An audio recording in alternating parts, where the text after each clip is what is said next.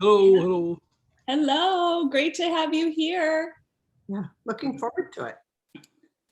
Yeah, we are too. Linda, can you get us started while we're waiting for people to come in? I think it worked really well last time to just kind of like get some energy in the chat and say your name, the name of your farm or the organization that you're with, maybe something you're looking forward to or something that prompted you to register for today. It's just always nice to get a sense for who's here with us. We have Ed. Ed has his camera off, but great to have you here, Ed. Hey, Stu. How are you? So John, do you know Stu, our government relations director? I do. Stu and I were at the virtual lobbying days for Farmers Union a month ago, Stu.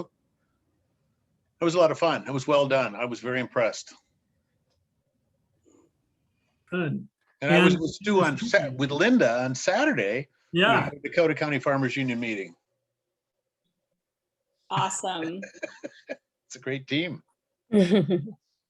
Hi, Mary. Great to have you here. Now everyone's starting to flood in. All right, now it's great. Wonderful. I love it. Well, we're going to wait a few more minutes. We actually had really good registration for today, and it's not quite noon yet. And sometimes people's computers are also a little slow too. So we'd love for people to say hi in the chat, share your name, maybe the name of the organization you're with or the name of your farm. If you already know you have a question about railroads and agriculture, pop that into the chat. We're going to ask people to make sure to ask their questions in the chat. They do have a presentation to show today. And so if you raise your hand, it might be a little hard for us to see it. So make sure to share questions in the chat. Mike Brocker is here with us. Hey, Mike, it's great to see you. I mean, we don't see you, but it's great to have you on.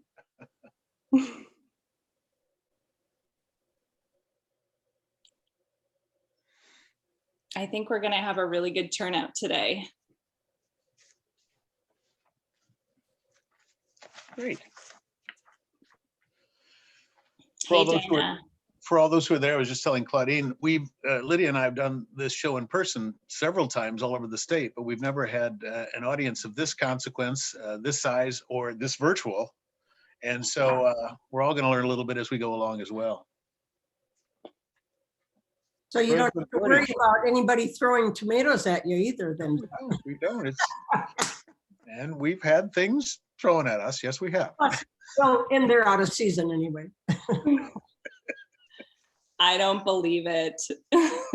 This is going to be great. This is so unlike the different virtual events that we've done so far. I'm really excited about it. John, I appreciate you suggesting it. Thank you for the opportunity.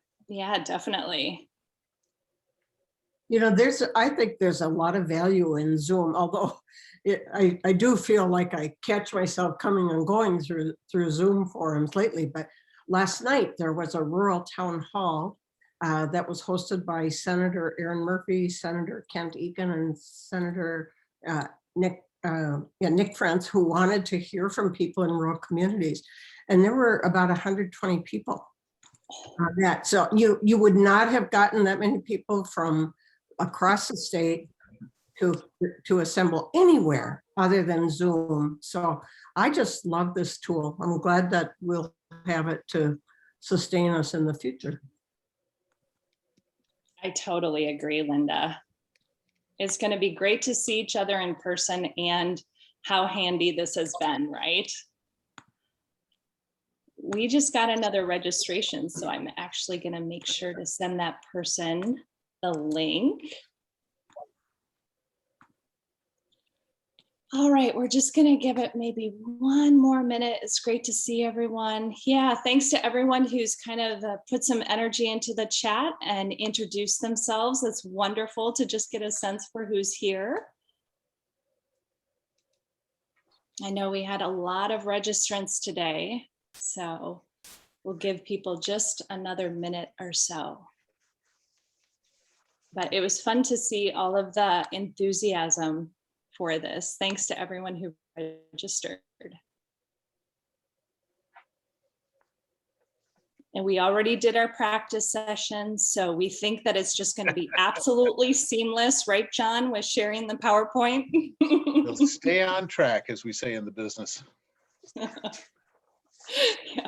that's cute. Love a good pun. The puns are endless at the railroad. Absolutely. Good. Are we going to get some of them today? We can't help ourselves. Yep, right. It happens. It flows out of us. Good. All right. Well, I'm sure we're going to have some more people joining, but I also know that our presenters have a lot to share with us today. So let's go ahead and get started. So welcome to Minnesota Railroads 101, or at least that's what we called it. Happy chilly spring day to all of you today. So my name is Claudine. I work for Minnesota Farmers Union, and I spend most of my time on the Minnesota Cooks program, which is the local foods program of the organization. But for those of you who maybe aren't familiar with Minnesota Farmers Union, we are a grassroots membership organization that, just very simply put, we work on behalf of farmers. So we work to both protect and enhance the economic interests and quality of life for family farmers, ranchers, and rural communities. So the work we do as an organization is really diverse, ranging from legislative work at the Capitol in St. Paul and in DC, to summer camps and leadership training, to the local foods programming of Minnesota Cooks, to renewable energy, and on and on. But behind all of it is the desire to serve our farmer members and to provide the support that they need. So Gary, I'd love for you to introduce yourself and say a few words as well. I can do that. And thank you, Claudine. And thank you, John and Lydia, I believe it is. I forget. Anyway, thank you for presenting and agreeing to do this. And thanks for coming up with the idea, John. You know, I'm Gary Werdich, as Claudine mentioned. I'm the president of the Minnesota Farmers Union, and looking forward to their presentation. You know, the railroads, you know, Neil talked about, they definitely got a long history in helping economic interests of rural America. You know, as they built out in Minnesota, we have a lot of history here there with the Hill House and the, you know, family that got it going. And I have a little personal history. The railroad that goes through our community, it's now run by TCW, a short line, and used to be Milwaukee Road. And you know, when I was a senior in high school, we got to go on a class trip to Chicago and got to ride the Milwaukee Road. So that was my first experience on a passenger train, and that was just a couple of years ago. But it's been, you know, it's still employed. You know, we had the oil boom a few years ago in the Dakotas when the oil was $140 a barrel, and in the oil cars were taking up to, you know, the capacity, so we were having a hard time getting grain moved. So that caused some issues, but it's, you know, the railroads still play a big part in the economic interests of the United States and the world, really. I mean, you look at the passenger trains, you know, we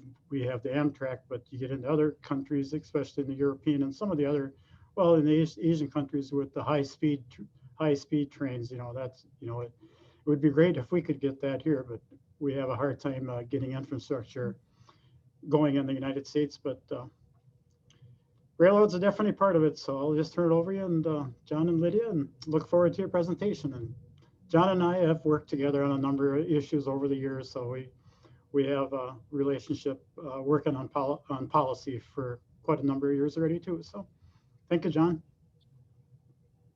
Thank you very much, Thank you very much, Mr. President. It's great to be with this entire group. Real quickly, I told Linda at our meeting on Saturday that I've been in the Farmers Union for 45 years. The first time I've had a card with the Farmers Union for 45 years, the first time I really learned about it was your predecessor, Gary, Cy Carpenter, introduced Hubert Humphrey at the annual meeting of the Farmers Union. Humphrey got up and said, "I am a card-carrying member of the Farmers Union, a life member." And I said to myself, well, I think I better be too. So it's been a wonderful occasion to be associated with the Farmers Union over all these years. And thank you for this opportunity. It's just great. Maya LaSalle, our ag ombudsperson, and Lydia Bjorge, who is the representative for state affairs in North Dakota, South Dakota, and Minnesota, are with me today. And we're going to run through a bit of a overview of railroads, both nationally and also railroads here in Minnesota, to give you some sense of what it is we do, what it is we're all about, and what we do for agriculture. And we're going to answer whatever questions we might possibly come up. But let me say, on the screen you see right now, the Minnesota Regional Railroads Association. I'm the executive director of the Railroads Association. Lydia gave me that title about a year ago when I left lobbying for a law firm here in Minnesota. I've been up at the Capitol for about 30 or 40 years. And now I'm doing what I really, really love, which is working with railroads and sharing it with folks in agriculture. We're going to give you a little bit of history about railroads, if we can. We're going to talk about the economic impact of railroads generally on our economy, and talk about technology and safety. And we want to talk about safety because we never talk about railroads without talking about safety. Finally, we want to talk about how railroads benefit agriculture here in this state and across the country. But first, I want to say the Minnesota Regional Railroads Association represents the 18 railroads that operate in Minnesota. We've got 4 large railroads and about 14 smaller railroads that make up the railroad industry in our state, or in the state of Minnesota. I'm a lobbyist. That's my confession. Stu is as well. We carry this burden. But I want to ask a question. Here's the first test for this little effort. Who was the first railroad lobbyist? I can't see the screen, so I'm not going to call on anybody, and I can't remember. Could it have possibly been the 16th president of the United States of America, a fellow by the name of Abraham Lincoln? Yes, indeed, it was. Abraham Lincoln was the first railroad lobbyist. Long before he was president, he was working for the railroads, but when he became president, he also was the president who put this nation together on ribbons of steel, as I like to say, pulled this nation together on the railroad, the Transcontinental Railroad. He was the one who commissioned Union Pacific Railroad to bring the eastern leg into the western leg and pull together this nation on the railroad industry. I like to say the nation was built on ribbons of steel, and really because you could transport stuff across the country on railroads, we were able to build the economy that is today America. And for years that was the case. The industry got its start here in Minnesota back in 1852, and it started earlier in other parts of the country. The 1800s and 1900s were a boom time for railroads. The world wars were a little bit different. The government took a great deal of oversight of the railroads because simply they needed to move a lot of stuff, a lot of troops, etc. And little by little began to regulate the railroads much, much more. So much so that by the 1960s, the railroads that were operating were basically moribund. They were basically bankrupt. And in 1980, President Carter and the Congress had to make a decision as to whether or not they were going to nationalize the rail industry or they were going to deregulate the railroad industry. The decision was to deregulate the railroad industry, and 42 major railroads subsequently became 7, and a new set of railroads called short lines, of which today there are about 500, were born. A new kind of railroad system that much more productive, that is much more economical, and continues to serve America on much less steel than it did before. Safety in this industry is a huge, huge issue as well. We carry a lot of stuff, and a lot of stuff which is dangerous and hazardous. It has to be carried in the safest manner possible. And 99.997% of every hazardous material that moves on the railroad moves in a safe manner, gets from A to B safely. We think that's a pretty good record, and we're going to try to improve on that. Let me go to the first slide here and see if I can do this. I think I can figure it out. Bear with me one second. This is always the technology piece where the Where you go? Okay. Here we go. So in Minnesota, you can see that, Claudine? Actually, John, we can't see that. You see that? Okay. No, let's try again. We're going to try again. We're going to step back. We're going to step up. Oh, I know what I have to do. One quick second. Somebody tell a joke. Jokes? Well, I want to give a shout out to Dinah in the chat. She did guess Lincoln, John. Oh my I'm gosh. sure if you saw that in the chat, but she got it. She gets a free train ride out of this whole thing. I don't know whether that's a good deal or a bad deal, but she gets a free train ride. We forgot to advertise that there might be a free train ride. In a side door at Pullman, I assume. Yes, as a matter of fact. John, Okay. when you mentioned the free trade ride, that brings back memories of in our community, Rendell, we used to have a sale barn and a lot, for livestock sales and stuff. And every summer there would be a hobo that would come and live there. He'd ride on the train, he'd be there all summer and live there. And then, as it got to fall or winter, he would disappear again. But he'd come back every summer. So hobo riding was pretty popular. I don't think it happens so much anymore now, but it did. At one time, it was pretty a viable means of transportation for those people. Absolutely. And something that still happens on occasion, and something we try to keep people from doing, because as I said, being around trains is a dangerous business, and we try to discourage people from doing that. But a lot of people still have to move one fashion or another. And I'm going to John, let me know if you need me to try to pull it up and help. Why don't we go ahead and do that? Should we try that? Okay. Yeah. And Linda also put in the chat, may we hear the story about the molasses spill in Cannon Falls last week? All right. You can later. I can tell you this, it's all cleaned up. I know that for a fact. We got it cleaned up a couple of days ago. I asked that question of the fellow who runs that particular operation. I said, you get it cleaned up? I got to tell these people that. And he said, darn right I did. All right. Are we up? Did we get it? All right. Is it up? Do you see it, John? I see it. Yep. I'm gonna Excellent. just add my screen up here. And good thing we practiced, huh? yeah, it's a good thing we practiced. And I'll try to take this back in just a minute. So anyway, in Minnesota, and this is the freight railroad industry. A lot of people think about railroads in terms of moving people back and forth to different locations. That isn't much of what the railroads do anymore. They do it occasionally and on freight railroad lines, but mostly railroads move freight. In Minnesota, as I said, we have 4 Class 1 railroads that operate in this state. There are 7 large railroads, 4 of which are operating in Minnesota.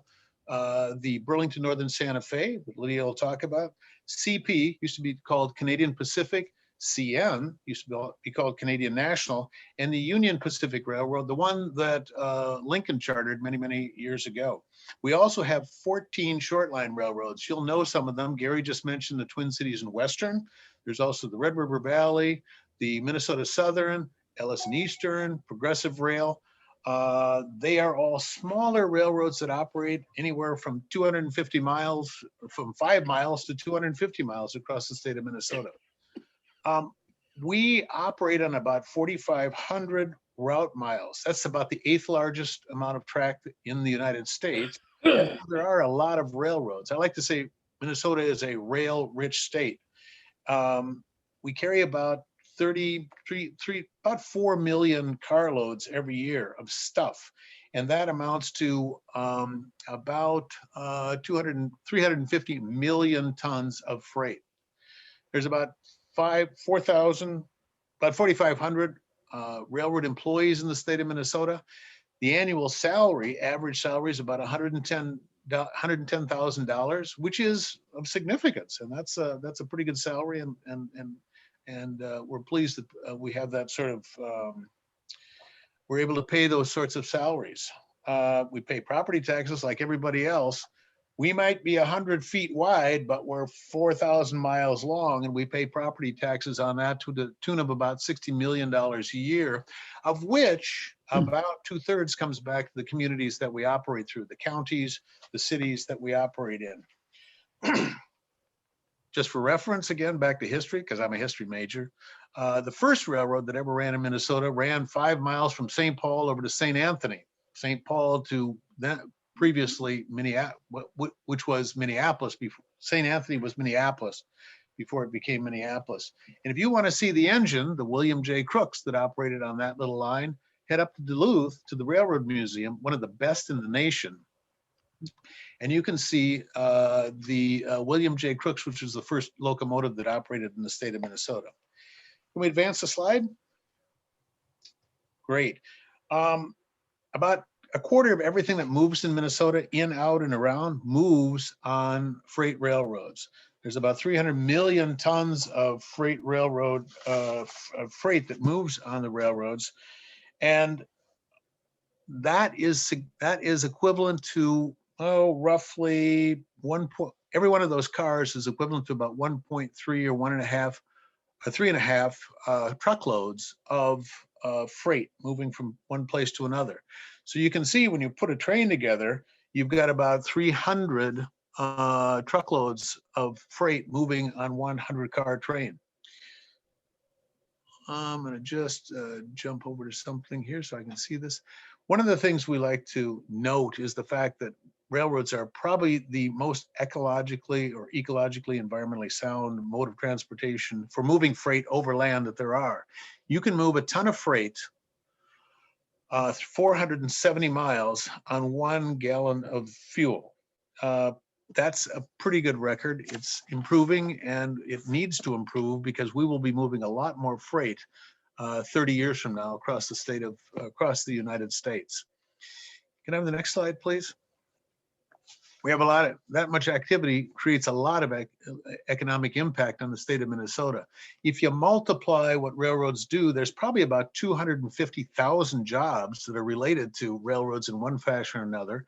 There is $7 billion worth of taxes that we pay, and we add about $40 billion to the state's domestic product. That's a significant impact that you don't see, but it is of consequence as we move things along. As I said, and we're going to talk about this because we never have one of these presentations without talking about it, freight railroads are safe and they are getting safer. Could I have the next slide? John, we have a question in the chat. Would you like that now? Sure, go ahead, please. Yeah, it's a question from Dinah, and she said, with coal traffic dropping, can that capacity be used to improve service for small shippers? Indeed it can. And there are more consumer products being moved by rail than ever before as well. And I think Lydia and Maya can talk to this as well, but there's much more consumer freight, we call it intermodal freight, being moved on rail lines than ever before. There is less oil, yes, but there's still a good deal of oil that's being transported by rail as well. So, as I was saying, I hope that answers the question. If not, we'll go back to it. Railroads are safe. We need to be safe so that we can make sure that nobody gets hurt, either in the public or amongst our workers.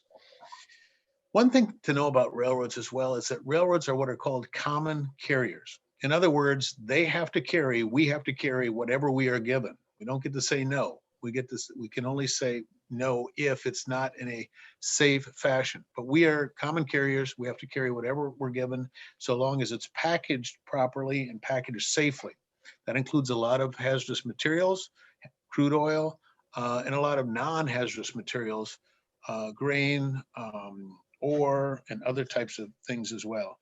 But the industry has seen significant drops in rail accidents over the last 20 years, significant drops over the last 40 years in the number of injuries that have occurred, the number of grade crossing collisions that have occurred.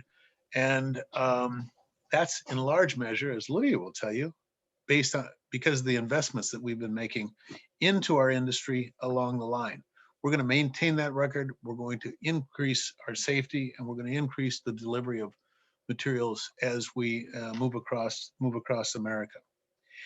Let me step back and ask Lydia to step up and take the show. So Burlington Northern can do a bit of a commercial and tell you about how important they are here in the state of Minnesota, and to you who want to see your agricultural products moved across America. Let's go to the next slide.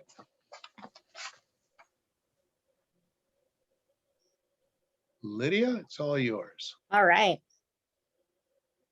Thanks, John. So I'll give just a quick overview to BNSF, and then I'll hand it over to Maya, who's really going to be the star of the show today. She handles our agriculture and really helps with customers in Minnesota and across the upper Midwest.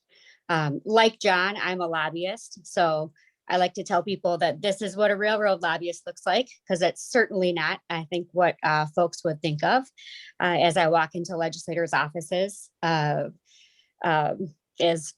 folks talk about the some of the topics of the day, I've literally had a legislator say to me, "You're too cute to be a railroad lobbyist." So that's a thing that happens. So just a little bit about BNSF. You can go to the next slide. We are the largest railroad in Minnesota. We're the largest Class 1, almost twice as large as the next biggest. And we're one of the largest in the country. So we're a Berkshire Hathaway company, which is a fancy way of saying Warren Buffett owns us. We have about 34, that's closer to 32,000 now, employees, about 8,000 locomotives. And operate about 1,200 trains a day, about 32,000 route miles. So we have about 32,000 miles of track. Go ahead to the next. There we go. So if you look at that map, you can see we're really a West Coast railroad. So where we're successful, if this were to be a heat map of our really busy lines, you would see a big, thick line from Southern California into Chicago, and then Seattle, Tacoma, Portland area into Chicago. So it's really, we're a port heavy railroad, imports and exports. So we're importing, grabbing those imports into from Southern California and bringing them and dropping them into the middle of the country. And that's a lot of our Amazon purchases, dropping them into warehouses so we can get our Amazon boxes in 2 days. I think I'm out of town right now, and I think I have like 6 Amazon boxes on my porch waiting for me right now. And then the exports, which I think we can appreciate in the Midwest, that's a lot of what we're growing in the Midwest, are going out that upper northern tier and heading out for export across the world, really giving the Midwest access to those international markets. You can go ahead and, yep. And we're shipping, like John said, we're really shipping what America needs. We're bringing it into the country, and we're shipping what America is making and growing. So we're not only bringing in what America needs and moving around what America needs to grow and be prosperous, but we're helping, feed America. We're helping keep the lights on by moving around coal and helping keep, energy going. We're not just moving around, we're moving around less coal, but now we get to move around wind turbines. Still moving around plenty of energy sources, like John said, still moving oil, just less of it. We certainly are moving plenty of industrial products. So if you think about anything that needs to be built, so roads, bridges, but also homes, industrial sites, manufacturing, a lot of what's being built is something that's been on a BNSF train, particularly if it's coming from Asia. 1 in 10 automobiles in the United States has been on a BNSF train. Intermodal, you can imagine if something has come in from a ship on an intermodal train in Southern California, it's been on a BNSF train at some point. You can go ahead. You can't have a presentation without talking about COVID. BNSF and the railroad industry didn't skip a beat from day one. We were a critical business, as I'm sure all of you were. We had to implement procedures immediately. We couldn't wait for the government to tell us what to do. So we were masked up, I think, before anyone was telling us to mask up. We were keeping our employees safe. I think one thing that's of note is we were already a very safe and rule-based industry. 1 in 6 of our employees comes from the military. I think that, we're a very, it's a tough work environment to work at the railroad, tough conditions outside, day and night. So military employees, that doesn't tend to bother them. So the railroad fits them well.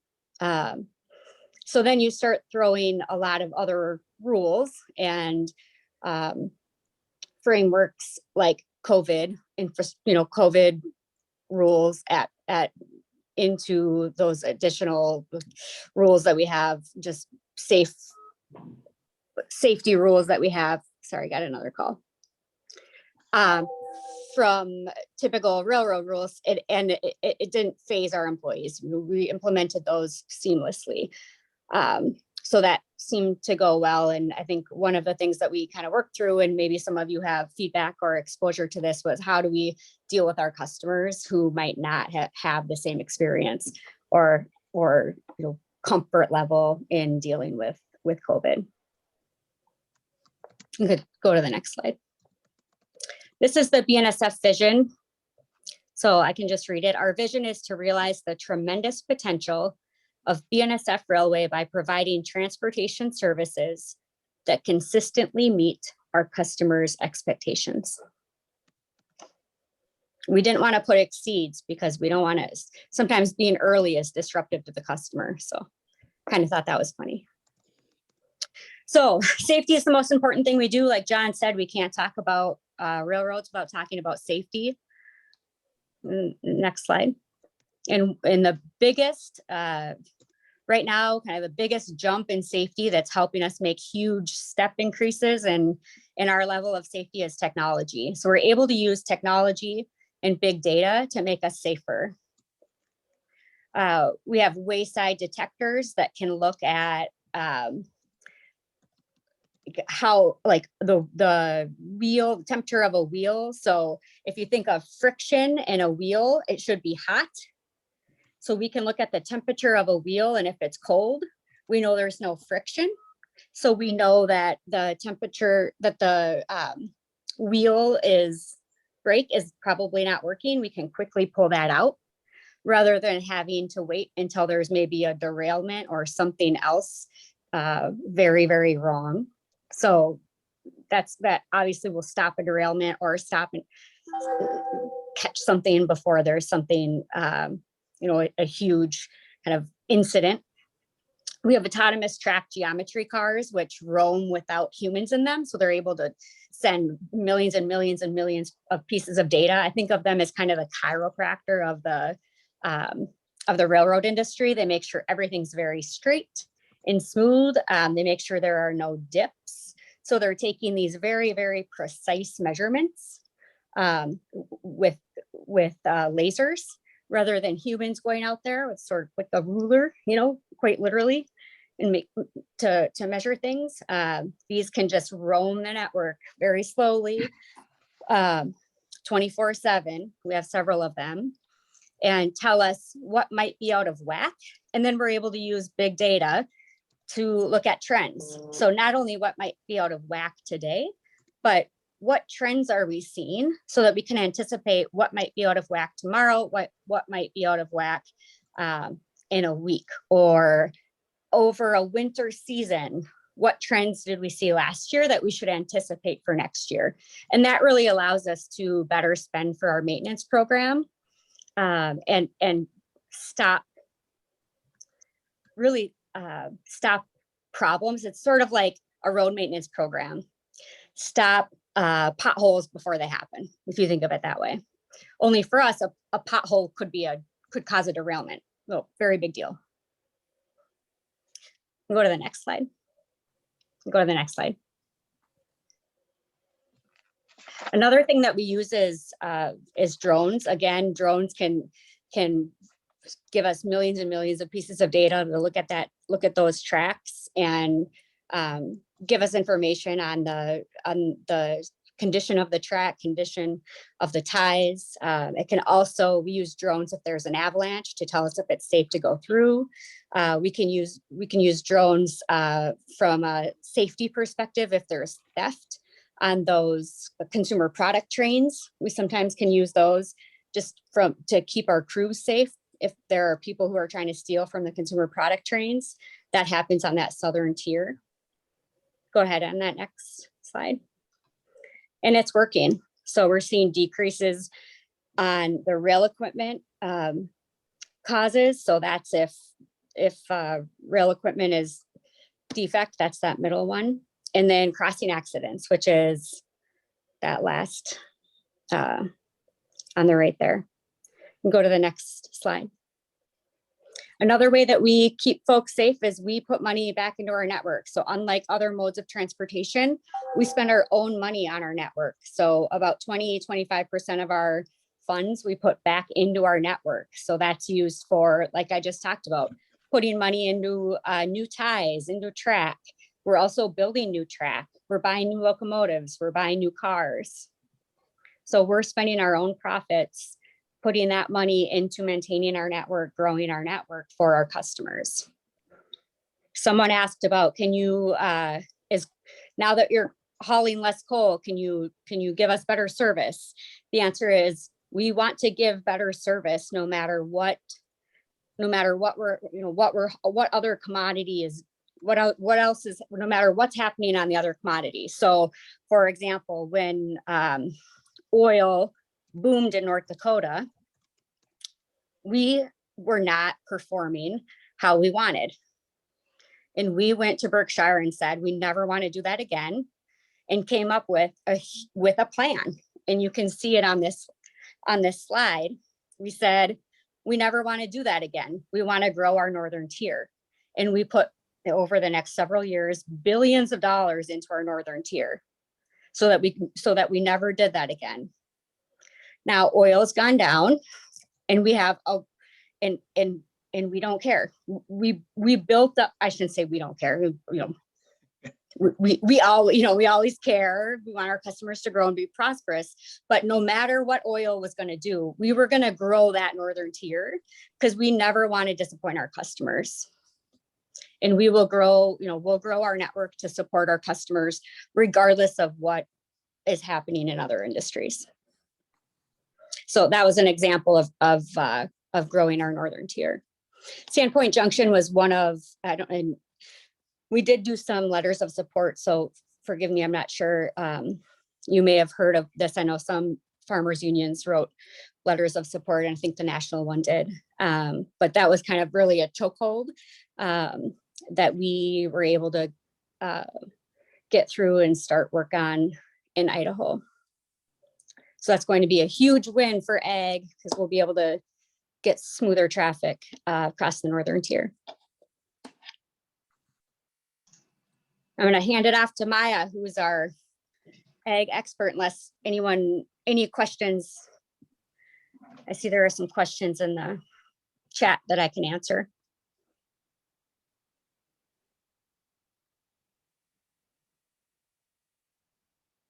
Maybe John's got me.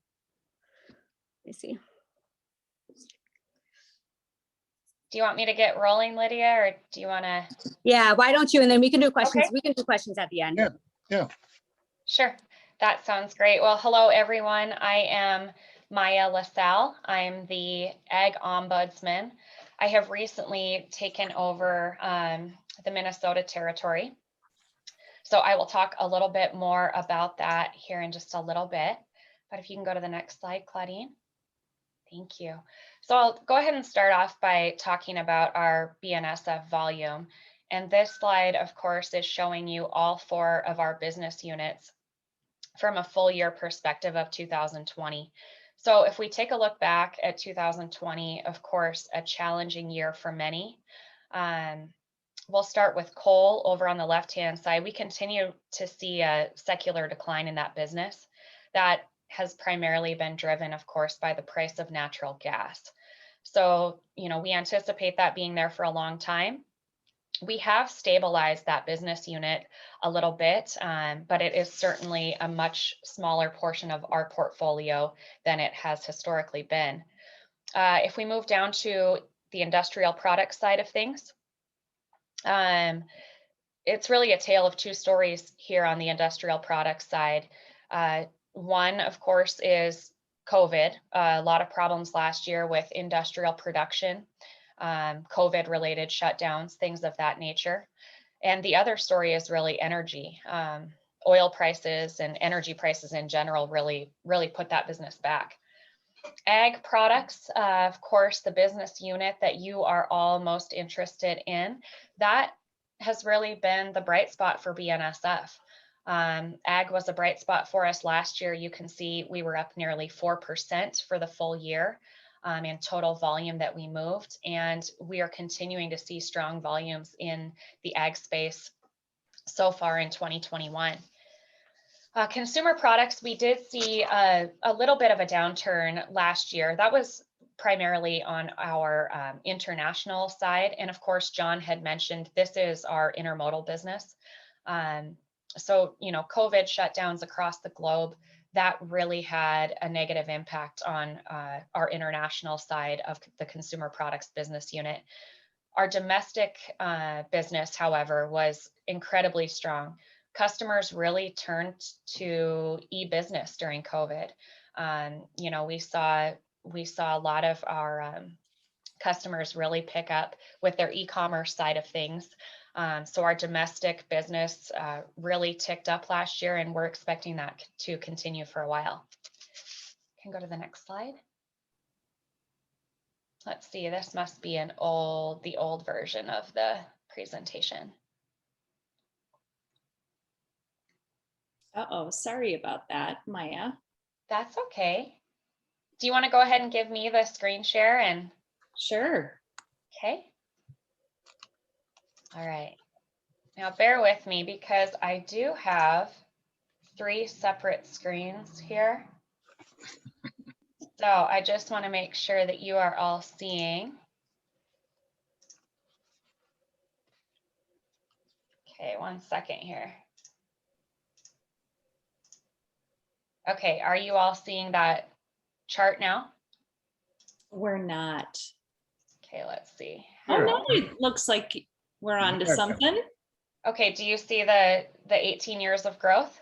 Nope, we see Zoom scheduling made easy. Let me move this. Interesting. So this is where it gets tricky with all of my screens. I think if I'm allowed to share, I could pull it up for you, Maya. Okay. Sorry about that, you guys.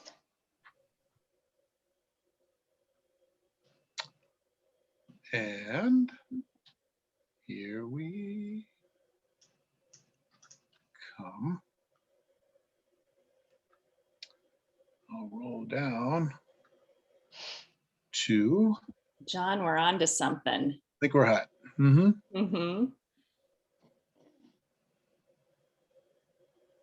Yep, so from slide 23 there. Yep.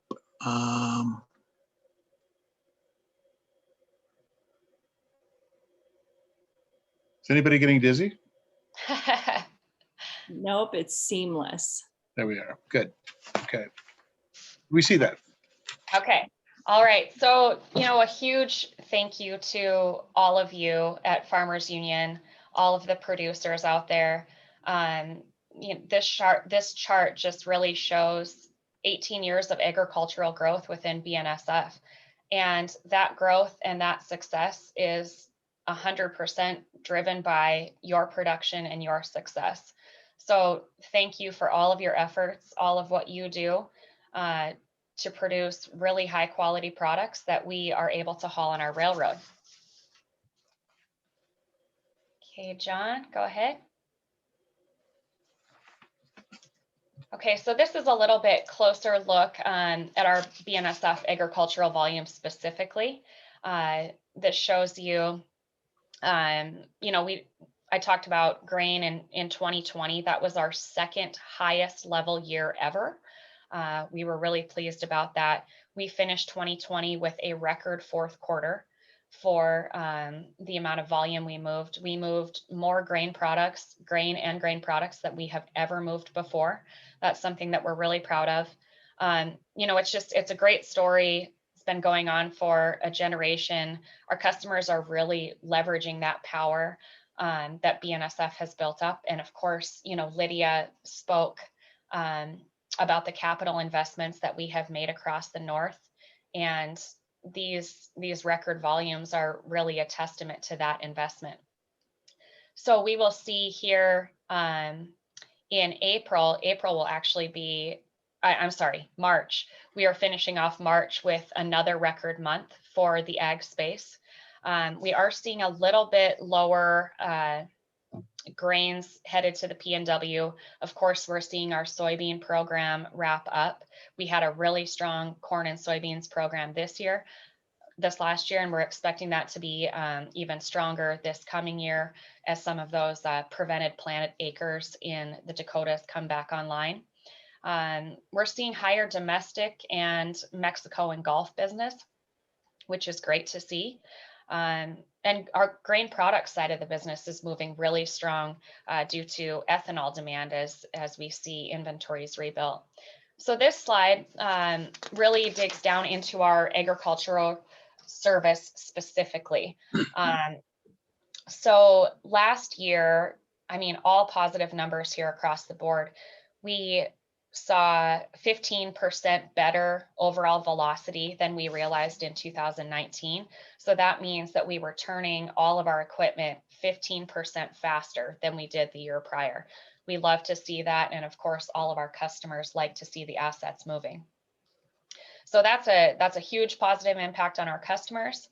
And, you know, also our ability to react to the market. We saw the dwell improvement, meaning how long equipment is sitting stagnant.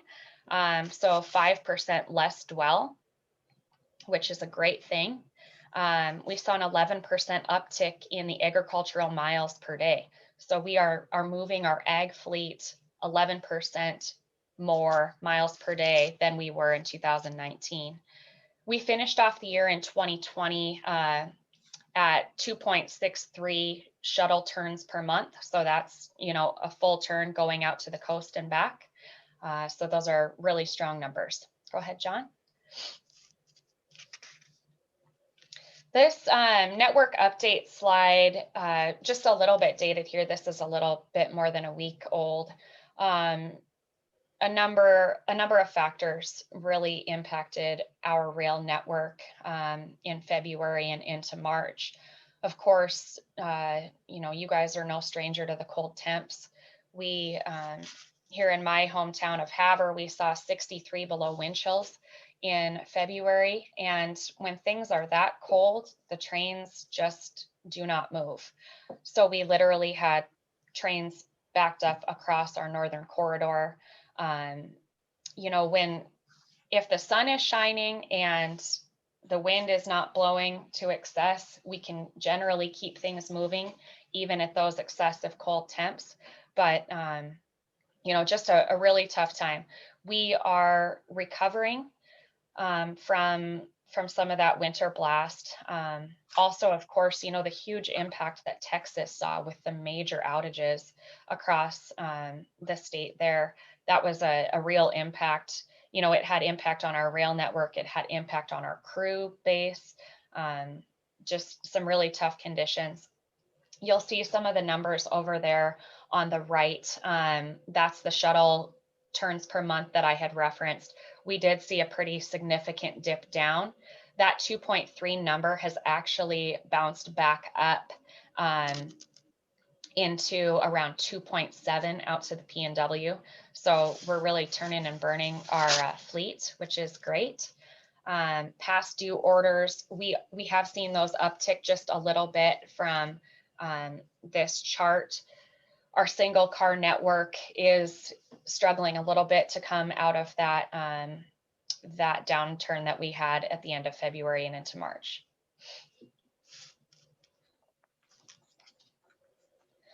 So this is one of my favorite slides to show. It just really shows the investment of not only BNSF, but the investment that our customers have made in the country. As you can see, in 2000, we only had 69 origins on the BNSF network. Today, we see 254, with more looking to come online. It's an amazing story. We love seeing this. I wish I have a progression slide that really shows the growth throughout the years, which is really fun to see. And I'll see if I can find that for the next time we meet. But just a great story of our investment, our customers' investment. And, you know, this just really shows that our network is positioned so well to serve agriculture. Go ahead, John.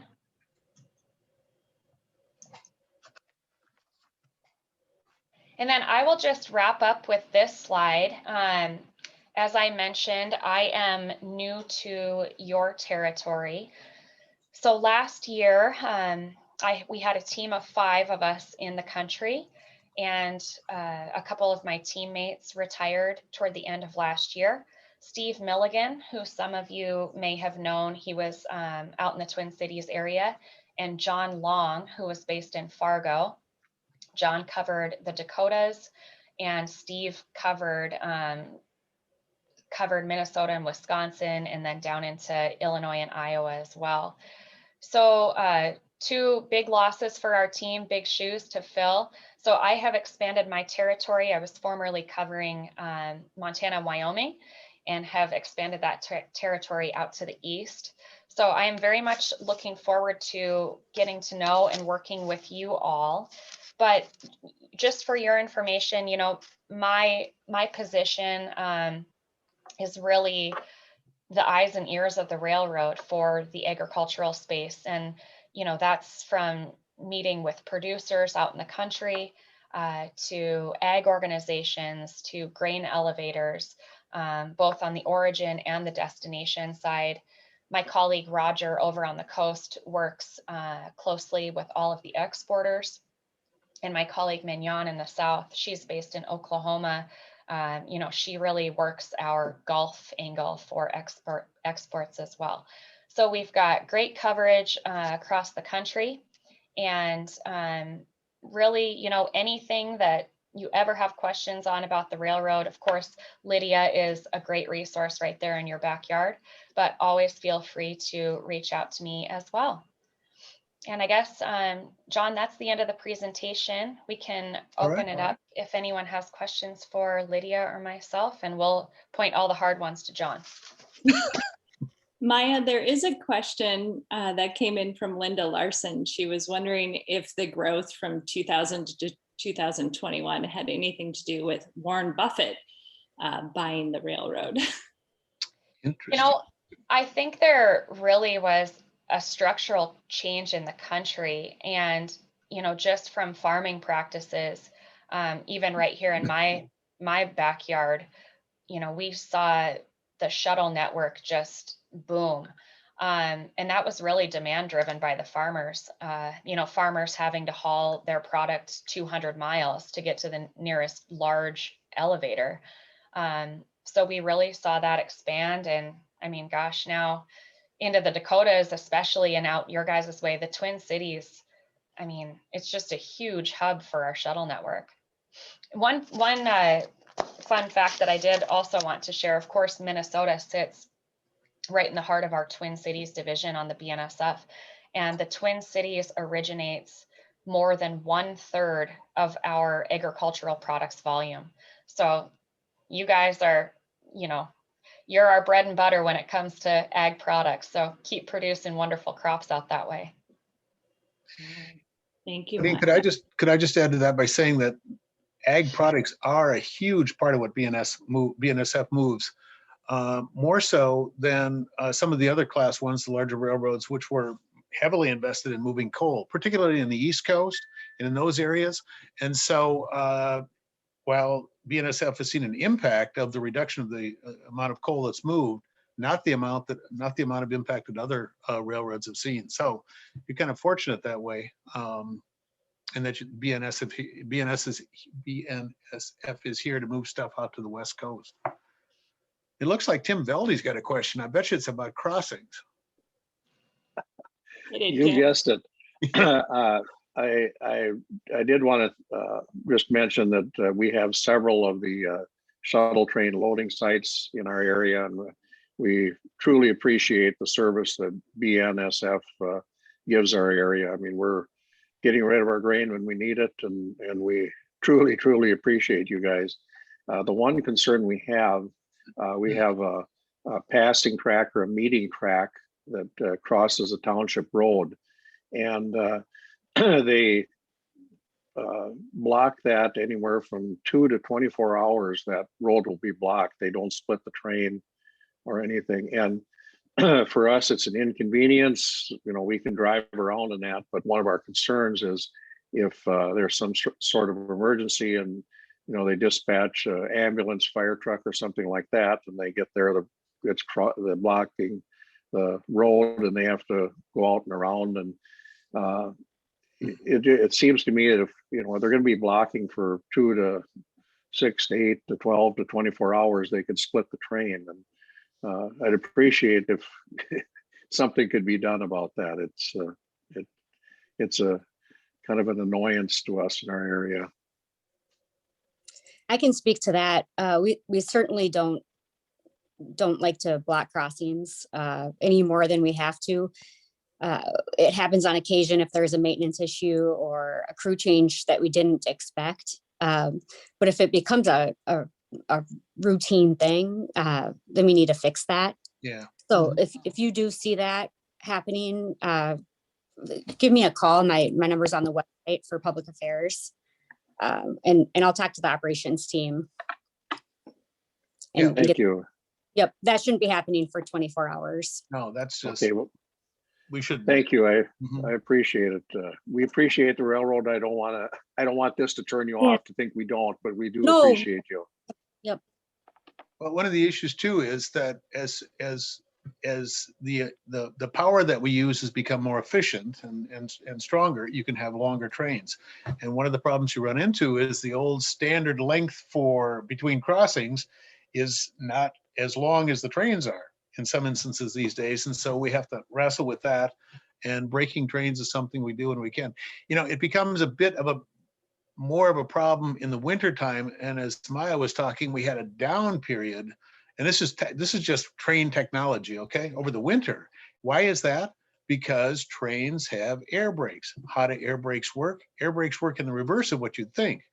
When the air is on, it lifts the brakes off the wheels.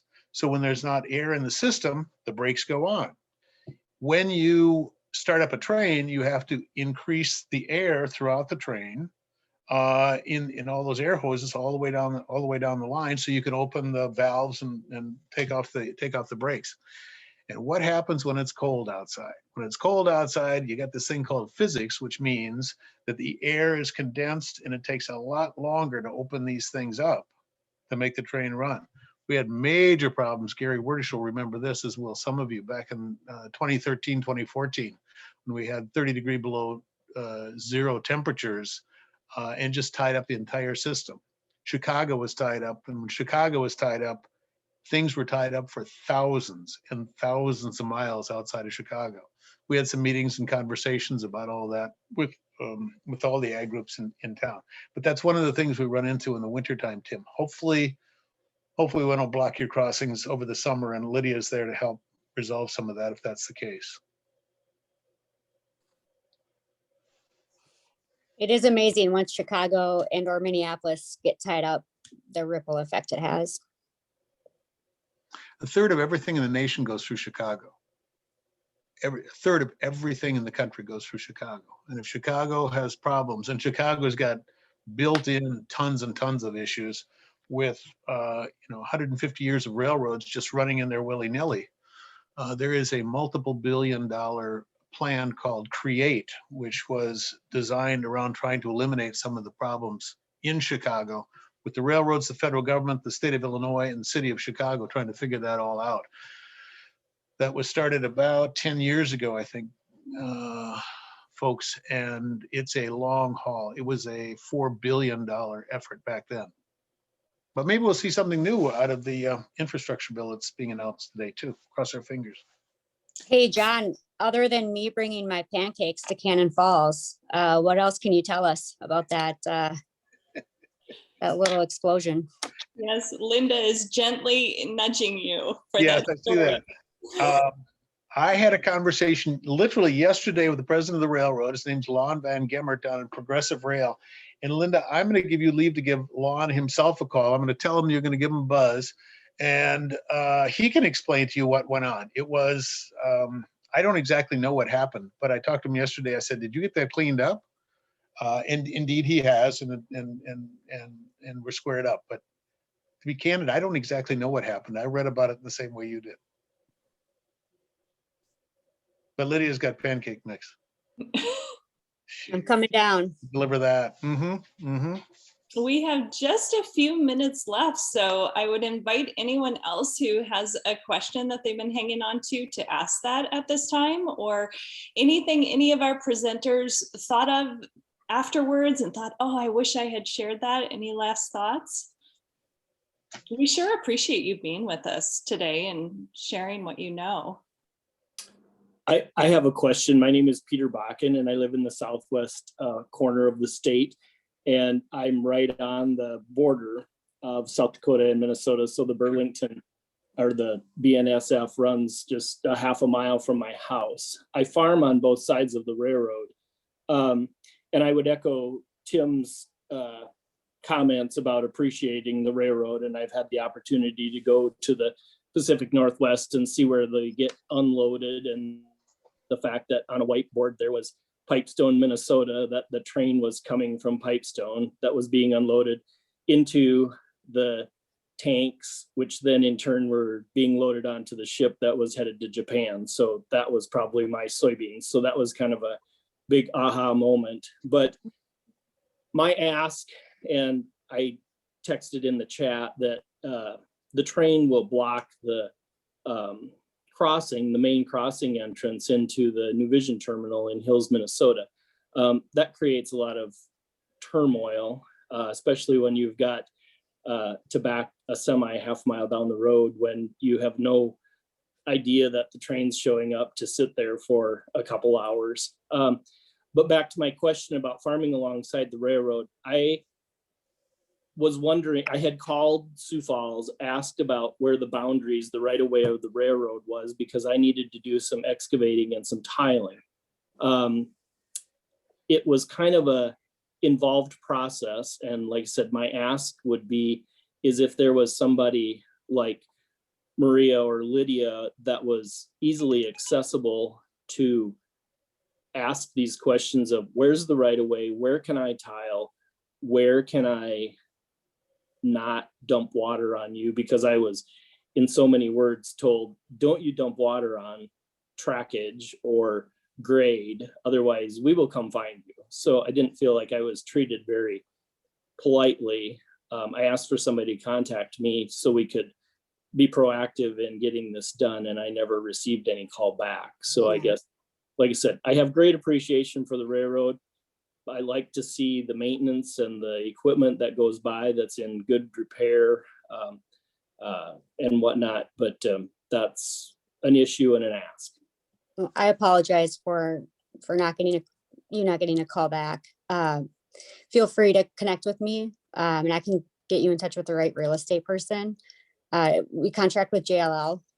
They do all of our real estate handlings, and that would be the folks who would kind of give you the right information on who you would, where the boundaries would be. I can put my info in the chat. Okay, thank you. Can I just say too, Peter, that's a huge issue for railroads, not your particular issue, but railroads have been here for 150 years, right? And so they have these tracks that run a certain way. People need to get over them and under them. There's a lot of utility issues related to getting under a railroad track or running it on a railroad line. And there are procedures in place for, I hate to use that word procedures, but it's true, kind of a procedure in place for getting that sort of information. Lydia will help you with that. But it's a much bigger issue when you add in all the different utilities that want to get under railroad tracks, run down railroad tracks, put electricity across railroad tracks. Very interesting questions that arise. And I appreciate that, but like for electric lines and whatnot, you call Go for One and they come out and they flag and whatnot. And, what I was told as far as where the right of way was, is where the old fence line was. Well, the old fence line was probably put in the late 1800s to 1900s, and you can still kind of see it. But, if you are on the wrong side of the right of way or whatever, I don't want to be that person.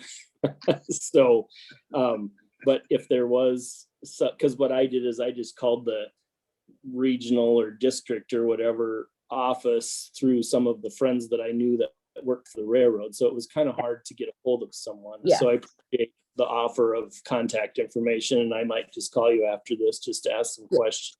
So I give me a day, because I have calls the rest of the day, but definitely that's not that won't get you the right answer. Yeah. Call me. Can I answer? Go ahead. There are a couple other questions in the chat I can answer quick, but go ahead, John, if it's on this one. I was going to do a commercial. You go ahead, Lydia. We do transport nuclear waste. Like John said earlier, we're a common carrier, so we're required by federal law to transport what we're given. It has to be given to us in a container that's safe. And you better believe that there are very strict requirements on exactly how that's given to us. And those requirements are not our requirements. They're federal requirements. So.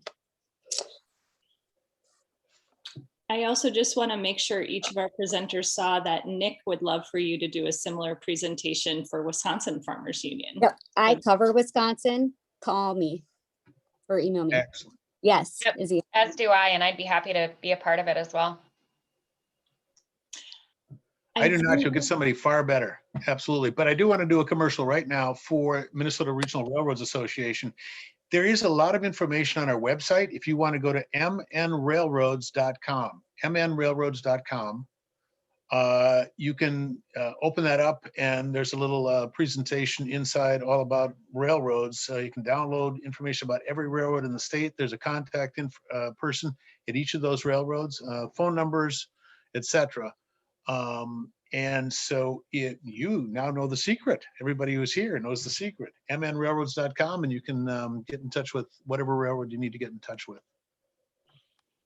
Well, I want to thank each of you so much for being here, both our presenters and our attendees. To our attendees too, I mean, if you have ideas for other events that you would like to see Minnesota Farmers Union holding, please feel free to send us a note. As many of you know, this was just a big experiment this year during the year of COVID. So John, we do really appreciate you suggesting this. This was a really interesting presentation. I'm, as usual, not trying to cut anyone off. I just always feel so mindful of people's time and kind of staying on time. Our next event, very different from this one, but I did a plug for that in the chat. We have a virtual happy hour coming up next Thursday with Lakes and Legends Brewing Company. And yeah, on that note, Gary, any last thoughts you want to share, or any last little tidbits from any of our presenters? Oh, it was very nice. I want to thank the presenters for putting it on there. And I was glad to, when I saw Tim Velde's name as a participant, I knew he was going to ask the question, which I'm glad he did. And I'm glad Peter chimed in too, because it is an issue with some of the communities, and hopefully we can work together and help resolve some of that stuff. So very much appreciate you for presenters and for the attendees. And as Claudine mentioned, the one coming up on Lakes and Legends, it's another fun event. So with a local brewery in the Minneapolis area. So I'm looking forward to that one, Claudine. It'll be a little different from this one. Thank you very much. All right. Thank you, everyone. Have a great afternoon. Thank you.